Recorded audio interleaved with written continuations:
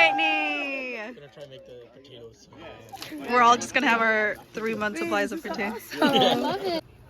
Sprouting like this. Yeah. So then what you can do, you can either throw it out or you can throw it.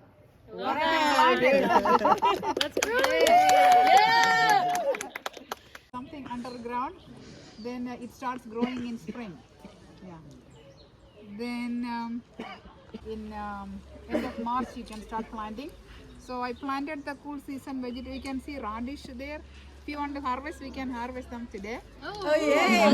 Yeah. And radish, and on the other side it is turnip. Oh. Okay.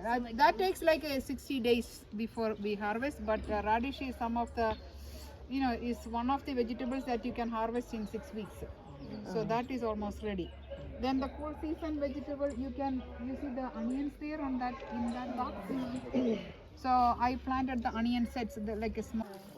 I'm going to see. Radish! And these leaves are also edible. You can. You can like steam it and eat it, right? Yeah. Steam it, or you can make thorin or whatever. Oh wow. Okay, everybody can pick Okay, one. wait. Okay, I'll record you, Bree. Okay. Okay, here we go. Here we go. Nice! Solid full time. Good pick, good pick. Yeah, from one, it will bloom and it will many seeds from there. When you plant an onion looks so good. You think it's big? Are you struggling on purpose? Nice!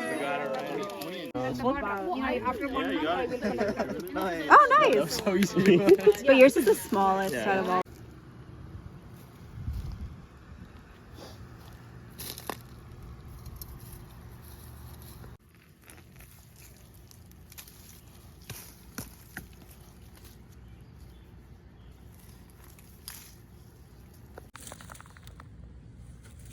No, that is a turnip, I think. This? Yeah, because that doesn't have so up to here is turnip. Oh. So you can have on this side.